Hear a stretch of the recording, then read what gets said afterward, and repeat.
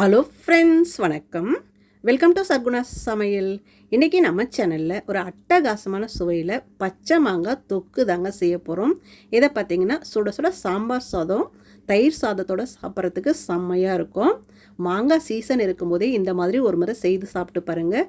Taste வந்து செம்மையாக இருக்கும். எல்லாருமே விரும்பி சாப்பிடுவாங்க. இப்போ இந்த மாங்காய் தொக்கு எப்படி செய்யுதுன்னு பார்க்கலாமா? இதை பண்ணுறதுக்கு நான் 2 மாங்காய் எடுத்துருக்குறேங்க. இது கிட்டத்தட்ட 1 கிலோ அளவுக்கு இருக்கும்.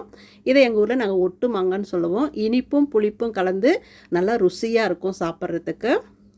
இதை நல்லா கழுவிட்டு தண்ணியெல்லாம் நல்லா துடைச்சிட்டு கட் பண்ணி எடுத்துக்கலாம்.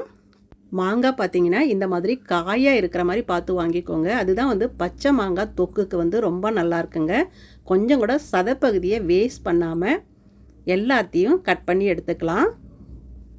பாருங்கள், இந்த மாதிரி எல்லாத்தையும் நான் கட் பண்ணி எடுத்து வச்சிட்டேன் பாருங்கள். இப்போ இதை நம்ம சின்ன சின்ன பீசஸாக கட் பண்ணிக்கலாங்க. ஊறுகாய்க்கு கட் பண்ணுற மாதிரி கொஞ்சம் பெரிய பெரிய பீசஸாக இல்லாமல் ரொம்ப சின்ன சின்னதாக பொடியாக கட் பண்ணி எடுத்துக்கணும். அதுதான் வந்து இந்த பச்சை மாங்காய் தொக்குக்கு ரொம்ப நல்லாயிருக்கும். மாங்காவில் என்ன ரெசிபி செஞ்சாலும் ரொம்ப நல்லாயிருக்குங்க. ஆனால் இந்த பச்சை மாங்காய் தொக்கு செய்து பாருங்கள்.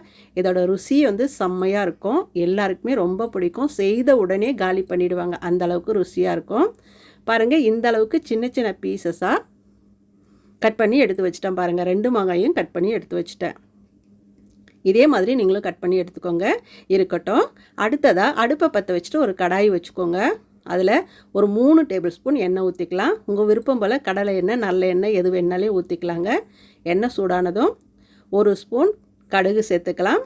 கடுகு பொரிஞ்சிக்கிட்டே இருக்கும்போது ஒரு 1/2 ஸ்பூன் சீரகம் சேர்த்துக்கலாங்க. சேர்த்துட்டு அதுவும் பொரிஞ்சதும் 1/4 ஸ்பூனோட குறைவாக வெந்தயம் சேர்த்துக்கலாம். இது எல்லாம் நல்லா பொரிஞ்சு வந்ததும் நாம் கட் பண்ணி வச்சோம் இல்லைங்களா மாங்காய், அதை சேர்த்துக்கலாம்.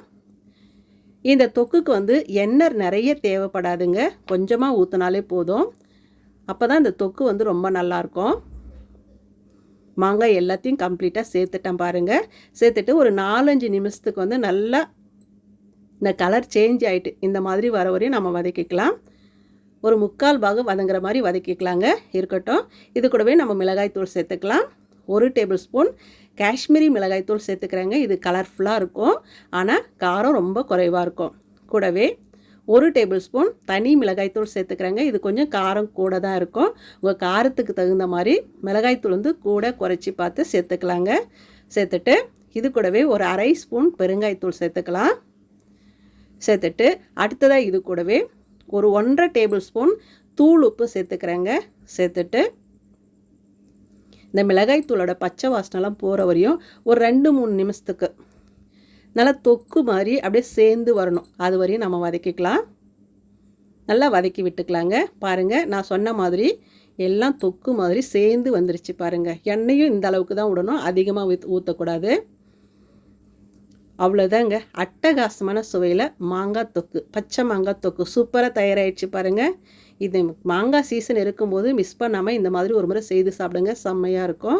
இதை பார்த்திங்கன்னா சாம்பார் சாதம், தயிர் சாதத்தோடு சாப்பிட்றதுக்கு செம்மையாக இருக்கும். கூழுக்கு தொட்டு குடிக்கிறதுக்கு ரொம்ப நல்லாயிருக்கும். நான் இன்றைக்கி இந்த பச்சை மாங்காய் தொக்கோடு சாப்பிட்றதுக்கு நல்ல குழஞ்ச மாதிரி தயிர் சாதம் பண்ணியிருக்கிறேங்க. அந்த தயிர் சாதத்தை அப்படியே தட்டில் போட்டுட்டு ஒரு கரண்டி இந்த மாங்காய் தொக்கை எடுத்து வச்சுட்டு சாப்பிட்டு பாருங்களேன். ருசி செம்மையாக இருக்கும். கொடுக்க சாப்பிட்டுக்கிட்டே இருப்பாங்க. அந்த அளவுக்கு டேஸ்ட்டு செம்மையாக இருக்குங்க. இந்த மாங்காய் சீசன் போகிறதுக்குள்ள கண்டிப்பாக நீங்களும் இந்த மாதிரி மிஸ் பண்ணாமல் செய்து பாருங்கள். செய்து பார்த்துட்டு எப்படி வந்ததுன்னு கமெண்ட்டில் சொல்லுங்கள். இந்த வீடியோ பிடிச்சதுன்னா சர்க்குணா சமையலுக்கு சப்ஸ்கிரைப் பண்ணுங்கள், லைக் பண்ணுங்கள், கமெண்ட் பண்ணுங்கள். மறக்காமல் உங்கள் தெரிஞ்சவங்களுக்கு நிறைய ஷேர் பண்ணுங்கள். நன்றி, வணக்கம்.